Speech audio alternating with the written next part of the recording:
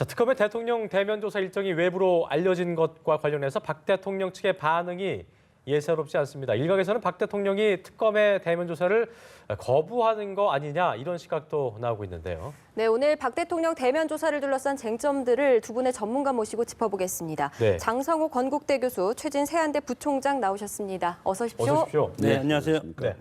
자, 먼저 특검 얘기부터 해보겠습니다. 내일 이제 박 대통령 대면 조사 실시한다 이게 한 그 공중파 방송으로 보도가 되면서 네. 청와대가 지금 반발을 하고 있어요. 비공개 합의 깬 거 아니냐, 이렇게 있을 수 없겠다. 그러니까 특검 신뢰할 수 없다 반발하고 있는데 어쨌든 특검과 청와대 측 간의 어떤 이 부분에 대해서도 대면 조사를 놓고도 기싸움은 계속 커지고 있는 것 같습니다. 내일 대면 조사 이루어질까요? 어떻게 좀 예상해 볼 수 있을까요? 대면 조사는 정말 특검의 마지막 방점 아니겠습니까? 네네. 그러나 신뢰와 공정성 문제가 드러난다면 이것에 대해서 박근혜 대통령이 거부할 가능성이 상당히 커졌다 이렇게 봅니다. 거부할 명분이 생겼다. 애초에 예. 검찰 조사도 하겠다고 하지 않았습니까? 예. 그러나 검찰의 공정성 문제를 가지고 검찰 조사에 응하지 않았고 지난번 압수수색을 가지고 청와대에 들어왔을 때 압수수색 영장에 대통령을 피의자로 적시했다. 이런 것에 대해서 헌법 위반이라고 청와대에서 강력하게 반발을 했고 예.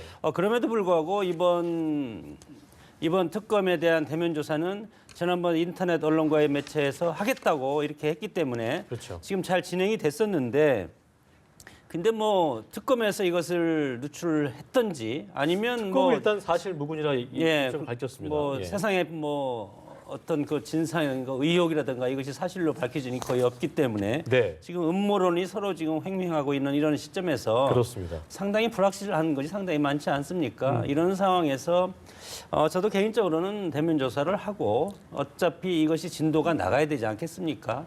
대통령 조사를 하지 않으면 여러 가지 헌재에서도 상당히 큰 이런 특검의 조사 결과가 헌재에도 영향을 끼칠 수 있는 사안이기 때문에 해야 되지만 그러나 이 공정성 그리고 어떤 신뢰 네. 이런 것이 깨진다고 봤을 때는 이것이 상당히 큰 여러 가지 갈등 요인이 될 수도 있다고 봅니다. 네. 네. 저는 예. 아무리 생각해 봐도 저는 그게 박 대통령이 쓰기에 저는 꼬투리 잡기라고 저는 생각이 안 듭니다. 왜냐하면요 이미 닷새 전부터 8, 9, 10일 사이에 이루어질 사흘 것이다 중에 할 하다가 것이다. 3일 예. 전부터는 9일 아니면 10일 양일간에 이루어질 거라고 모든 언론에 나왔습니다.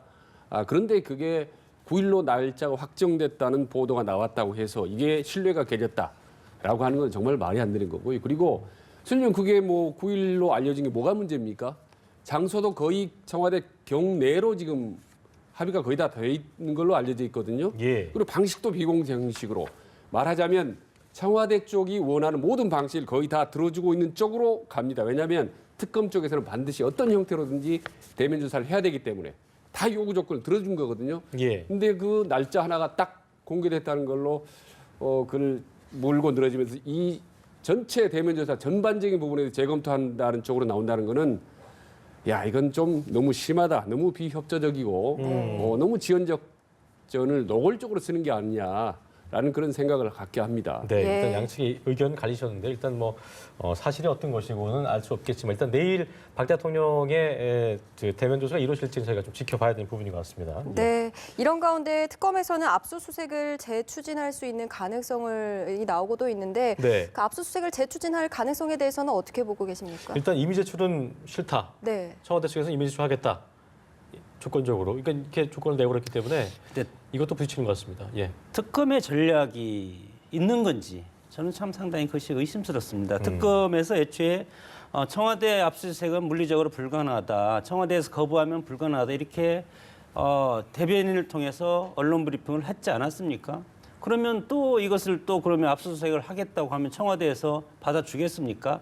한 번 거절한 것을 또 받아줄 일은 없다고 봅니다. 그리고 청와대에서 비서실장과 경호실장 그리고 또 황교안 권한대행도 이것은 청와대에서 결정한 일이지 이거에 대해서 청와대에서 이렇게 거부하겠다 이런 명분을 거부하겠다 이렇게 불승인 요청서를 보냈다는 것은 그것을 다음에 특검에서도 와서 한다고 해도 그럼 특검은 뭡니까? 그것이 어떤 국민의 어떤 여론전이라고밖에 볼 수가 없는데 그러면 대국민 그 대변인의 앞으로 청와대가 우리가 청와대가 거부하면 할 수 없다. 그런 말을 하지 말았어야 되는데 강제적인 수단이 없는 상황에서 또 하겠다는 것은 사실은 실익이 없는 것이고 그 예. 시간에 청와대에서 그렇게 시간을 낭비하는 그런 시간에 팩트를 하나라도 더 수사를 해서 그리고 피의자 소환을 해서 사실관계를 더 명확하게 규명하는 것이 훨씬 더는 유리하다고 봅니다.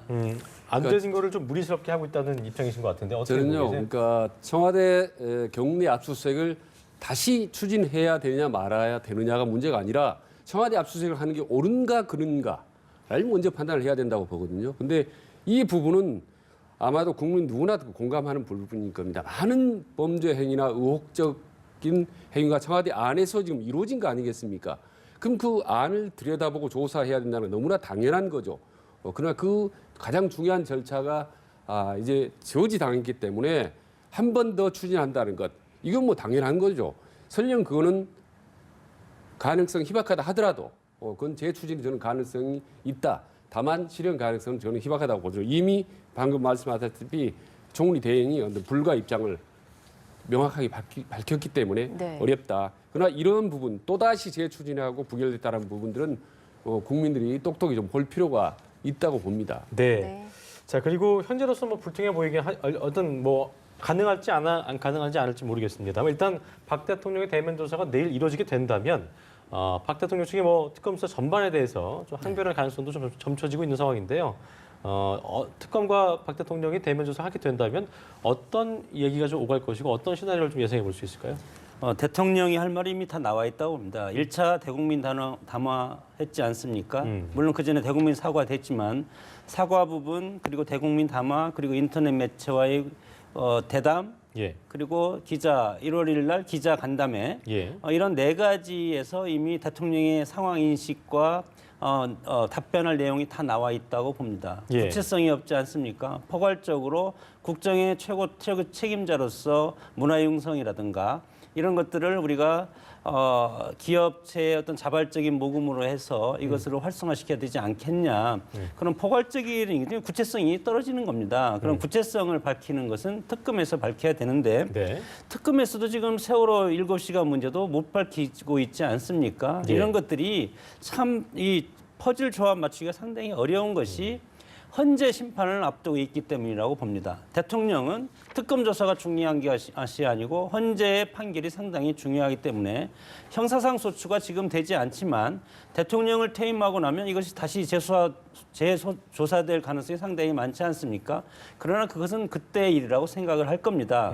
그래서 지금 여론적으로 여러 가지 비판이 있어서 청와대 압수수색을 하지 않는 것은 이런 것들이 지금 나오면 헌재에 영향을 끼칠 수가 있다. 그런 차원에서 대통령의 전략이 숨어 있고 대면 조사를 한다고 하더라도 지금까지 나왔던 그런 멘트 일단 답변을 쭉 적어놓고 그거에 맞춰서 대면 조사에 응할 가능성이 있다. 그러면 뭐 답변할 게 한 10가지 정도밖에 되지 않지 않겠습니까? 그 이외의 것은 구체적으로 대통령이 구체성 있게 진술할 내용은 없다고 봅니다. 네. 네. 그 부분은 의견이 거의 뭐 동의를 합니다. 이미 예. 대통령의 또 간결하고 또 일방적인 그런 모범 답안이 이미 나왔죠. 그래서 전체적으로 총론적으로는 뭔가 기획된 것 같다는 대답. 그리고 뭐 블랙리스트는 모른다. 세월호 7시간 문제는 이미 제출했다.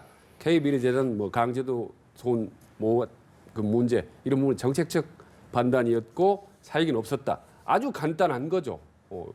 질문은 길지만은 대답은 간단하게 나와 있기 때문에 저는 뭐 직접 대면 조사하더라도 크게 나올 건 없다. 다만 이게 역사적인 의미를 띠는 거고 그게 전부 기록에 남는 거기 때문에 그건 상징적인 효과가 크다. 그래서 이제 반드시 이루어져야 하지만은 거기서 큰 무언가가 나올 거는 그러니까 기대하기 실효성보다는 어렵다. 상징성이 좀 높은 거다라고 볼 수 있겠네요. 그렇죠. 아까 말씀드렸듯이 방첩이 활용 점정이기 때문에 예. 반드시 거쳐야 되고 또 알겠습니다. 국민들이 워낙 또 성화가 크고 그렇기 때문에 반드시 진행돼야 될 가장 중요한 마지막 최종 관문이죠. 그러니까 꼭 뭐가 꼭 튀어나온다는 거를 기대한다기보다는 예. 국민들의 요구도 있기 때문에 상징적으로 이루어진 게 좋다는 두 분의 말씀이셨던 것 같습니다. 네. 자, 예. 자, 또 특검이 블랙리스트 관련해서 김기춘 전 비서실장 또 조윤선 전 장관을 재판에 넘기면서 이 수사는 사실상 마무리를 했고요. 그렇습니다. 이제 또 우병우 전 수석의 수사의 속도를 올리고 있는데 이번 주 내로 좀 소환을 해서 조사를 할지 관심이 모아지고 있는데 어떻게 전망하고 계십니까? 저는 솔직히 말씀드리면 우병우 전 수석의 수사에 대해서 뭔가 크게 나올 거다라는 큰 기대는 하지 않습니다.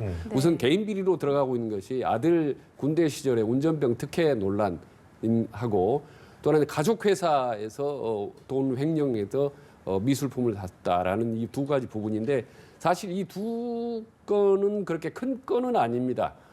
상당히 좀 구체적이기 때문에 검찰이 들이대고 있는데 이걸로 과연 구속까지 갈 수 있을까? 우병우에 대한 압박 효과 외에 더 큰 게 있을까라는 부분이 다소 회의적이고 그 다음에 이제 진짜로 특검이 노리는 부분은 이제 아시다시피 어떤 인사에 전형을 했거나 민정수석 당시에 그다음에 이제 최순실 게이트에 대해서 직무유기를 했는지 이제 이런 부분들이 아니겠습니까? 근데 이런 부분들이 아직 워낙 그동안 나온 게 없기 때문에 사실 검찰이 저게 너무 많은 기대를 걸거나 너무 많은 시간 정렬을 집중하는 거는 우리 좀 비효율적이지 않나라는 생각이 듭니다. 이 말을 좀 받아주십시오. 이런 의견들이 많이 있더라고요. 좀 비효율적인 수사가 아니겠느냐 이런 의견들도 있는 것 같은데 어떻게 보고 계세요? 비효율적인 수사지만 우병우 민정수석은 왕수사가 아닙니까? 예. 특히 박근혜 대통령의 탄핵과 관련해서 국정농단과 뇌물죄, 대가성 두 중에서 국정농단의 길목에 있는 사람이 우병우 수석이기 때문에 예. 검찰 조사에서도 마지막 조사를 했고 국조에서도 마지막 증인으로 불려 나오지 않습니까?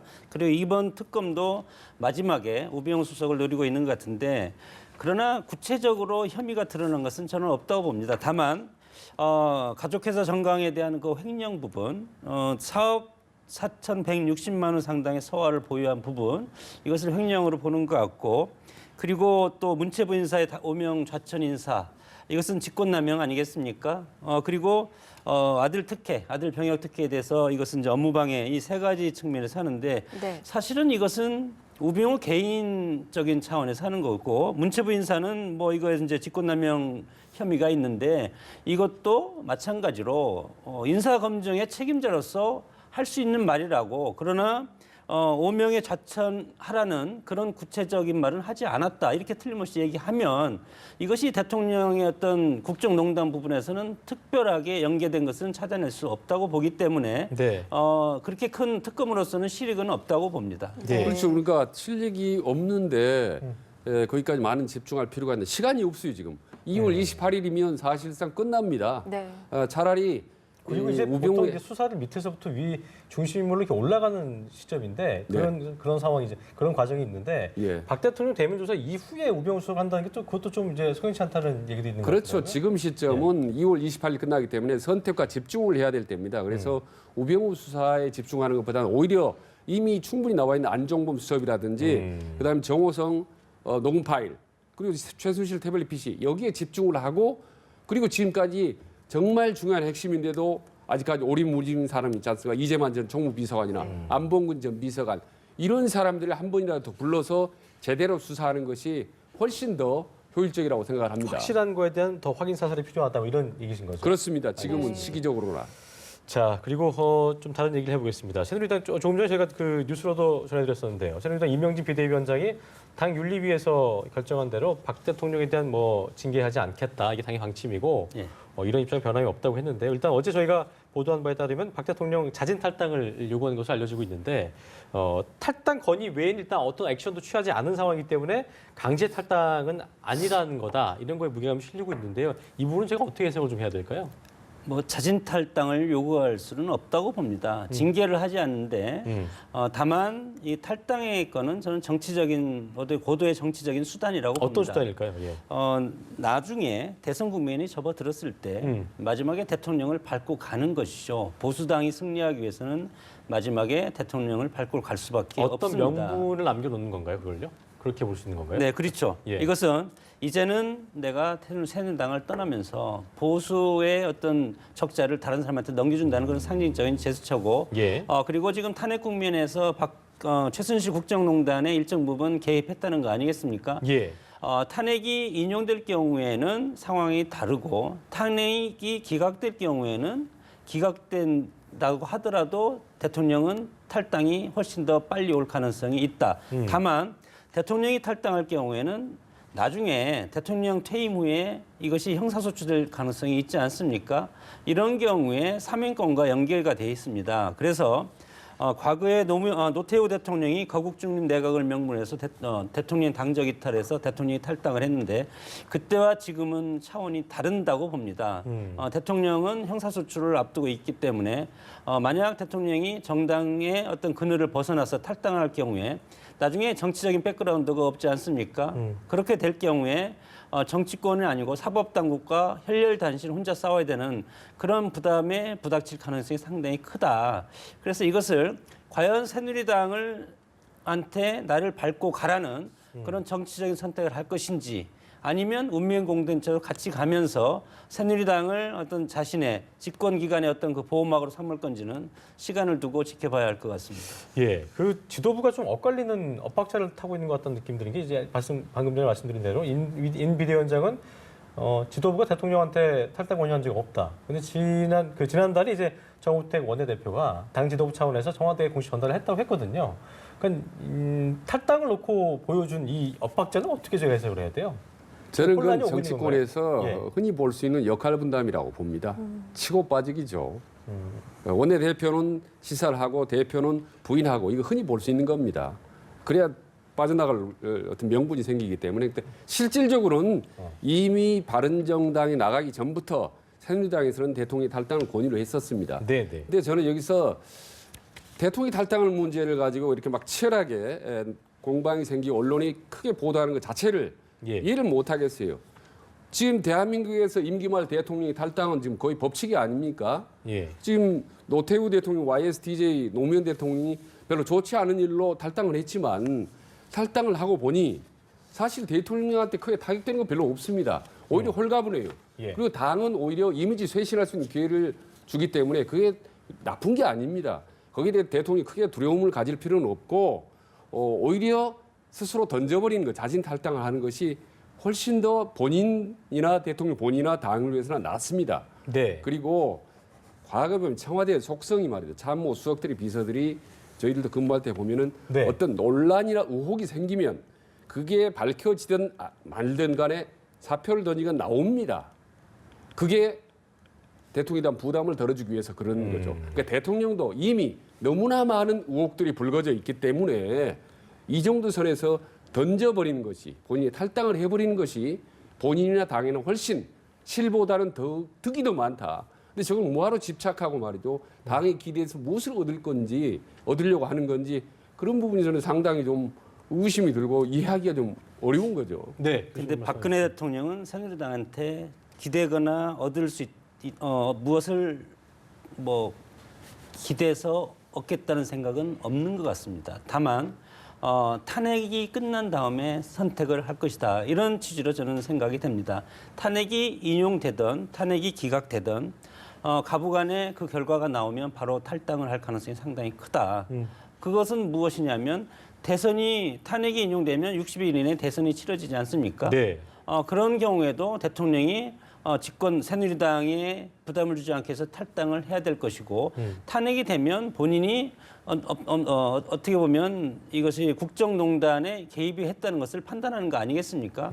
그렇기 때문에 본인이 이끌어온 정당을 떠나주는 것이 남아있는 사람들에 대한 도리라고 생각을 하고 예. 이분들은 앞으로 또 정치를 계속해야 되지 않겠습니까?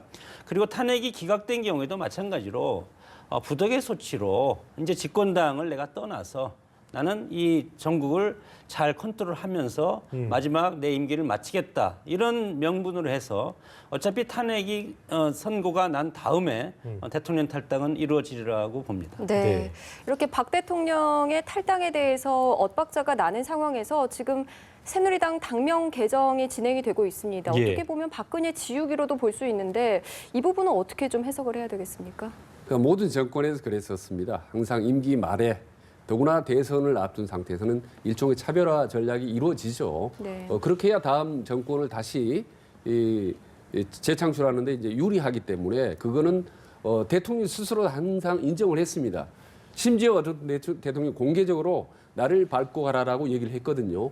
그게 일종의 자기 희생입니다. 네. 본인은 이제 대통령 본인은 지는 해기 때문에 뜨는 태양을 위해서 그리고 새로운 또 대한민국 단생을 위해서 자기 희생을 하는 겁니다. 그래서 당명을 바꾸고 색을 지우고 또 탈당을 뭐 요구하고 하는 부분들을 자연스럽게 어떤 권력의 흐름이자 어떤 시대적 흐름 자연스럽게 받아들여야지 이걸 갑자기 쥐고 말이죠. 뭐 때를 기다리고 이렇게 할수록 오히려 본인에 대한 부담만 커지게 된다. 결론적으로 말씀드리면 하루라도 빨리 네. 던져버리면 훨씬 더 속 시원하고 아무튼 더 좋은 그런 여론의 그런 반응이 올 거라고 생각을 합니다. 부총장님은 이거 네. 어떤 거 오른 거 보셨죠? 후보에 오른 거.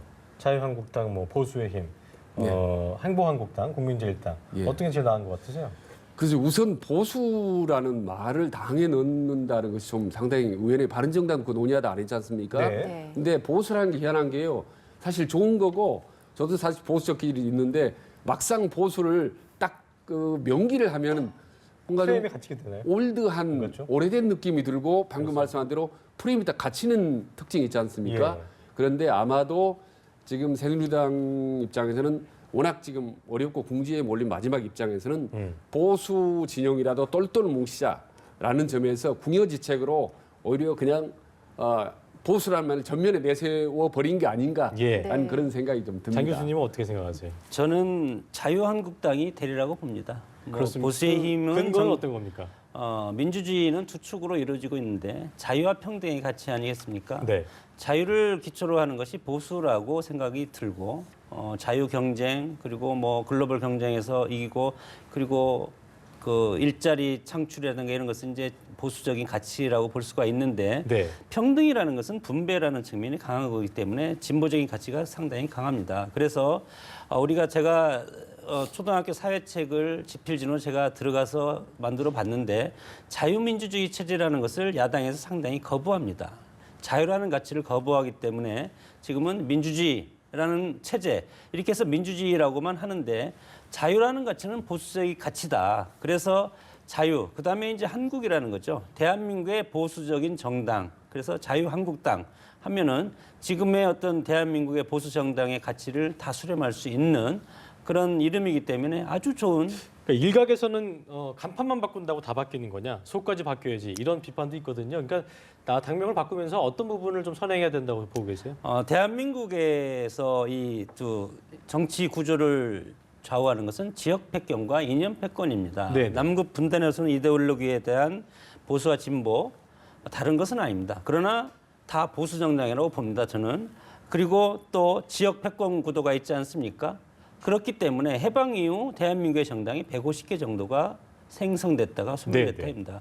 미국의 정당은 불과 몇 개 안 됩니다. 지금 이제 민주당, 공화당 양당 체제로 지금 가고 있는데 미국의 정당 체제는 다 보수 정당입니다. 그러나 정책에 따라서 약간의 차이가 있을 뿐이지 같은 한 통속이었는데 그러나 우리 정당도 사실은 미국 정당 정치를 따라가는데 미국과 다른 것은 우리는 분단 체제에 오는 이데올로기 갈등이 있지 않습니까? 네. 그렇기 때문에 정치가 크게 어떤 정치판을 뜯어고칠 수 있는 수단이 없다. 그래서 이것을 무엇으로 하냐? 당명 바꾸고 보수 중심, 사람 바꾸고 사람이 헤쳐 모이고 하는 이런 걸로 개혁의 신용을 내서 국면 전환을 하는 겁니다.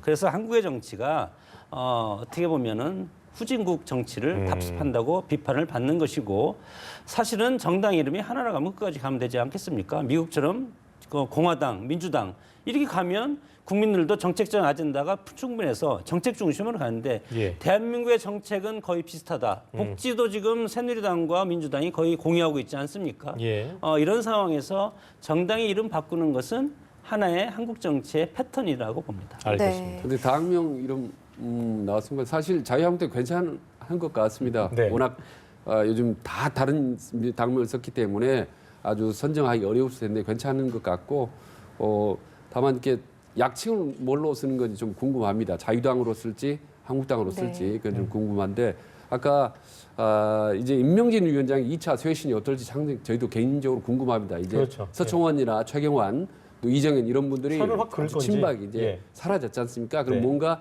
대체할 수 있는 새로운 얼굴이 좀 나타나 줘야 되는 건데 아직 그게 전혀 지금 보이지 않거든요. 이 여부에 따라서 그 부분은 좀, 예.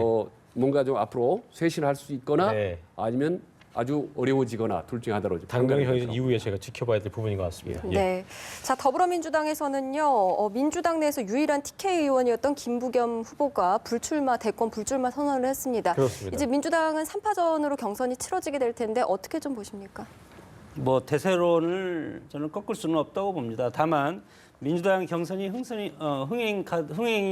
이루지 못하면 네. 지금 60%의 어떤 진보적인 지금 진영이 형성이 돼 있고 보수가 40인데 지금 야권은 분열을 하게 돼 있습니다. 물론 중도라고 표현을 하지만 저는 야권 분열이라고 생각을 합니다. 이것은 87년의 어떤 그런 대선 지형과 비슷하게 갈 가능성이 있는데 이렇게 봤을 때 야권 분열에서 가장 누가 더 전국적인 표의 확대고 확장성을 가져올 수 있냐 이것을 이제 당원들이 결정을 할 텐데 그럼에도 불구하고 문재인 대세론을 꺾을 수는 저는 없다고 봅니다. 다만 지금 안희정 지사가 상당히 치고 올라오고 있는 경향 이런 건 있지만 그러나 수도권에서 경쟁에서 문재인 대표를 과연 넘을 수가 있을까?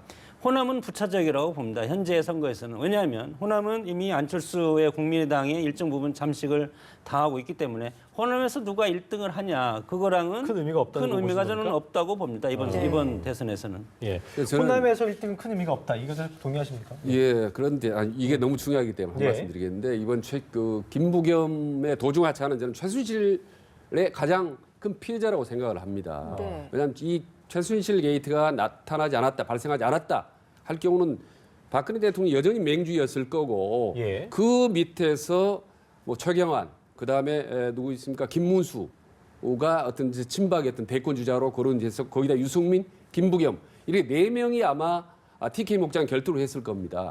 근데 이게 최순실 게이트가 터지면서 박근혜 대통령이 무너지면서 TK 목장이 완전히 불타버렸거든요. 무너져 버렸거든요. 그러니까 동시에 같이 무너져 버린 겁니다. 김부겸이 네. 람빵 자체가 무너져 버려서 결국은 이 불똥이 민주당의 기반 확장성을 넓히는데도 상당히 축소됐고 결국 그게 문재인 전 대표한테 상당히 이제 마이너스 효과죠. 전체적으로 보면 개인적으로 표를 흡수할 수 있을지 모르겠지만 그래서 결국은 참 대통령의 그런 국정문단의 여러 가지 문제들이 TK 결국 그 불똥이 김부겸까지 튀었다라는 말씀드리고 호남 부분은 말씀드리면 호남은 역시 이제 정말 민주당에 있어서는 너무나 중요한 겁니다. 제가 이제 네. 항상 평론가 도시라고 얘기할 정도로 네. 호남 사람들은 이제 정치에 관심도가 높습니다. 그래서 네. 호남 사람이 어느 방향, 어느 후보를 딱 정하면 그게 바로 서울, 경기, 수도권을 확 뻗어 나갑니다. 예. 그런 점에서 아주 전파력 뛰어나다는 점.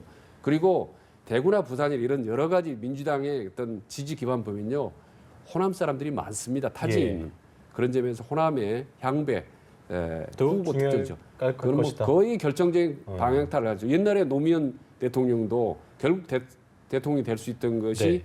광주에서 이변 기적을 일으켰기 때문에 그리고 그렇거든요. 강 교수님 아까 대세론이 크게 뭐 틀어지지 않을 거라고 예상하셨는데 끝으로 짧게 예. 어떨지 예상을 좀 해주시죠. 저는 이제 아직은 그 변수가 남아 있다고 봅니다. 한 50% 정도는 거의 다 문재인 대표가 넘어갔지만은 지금 이제 국민의당이 안철수에서 손학규까지 다 합류했지 않습니까?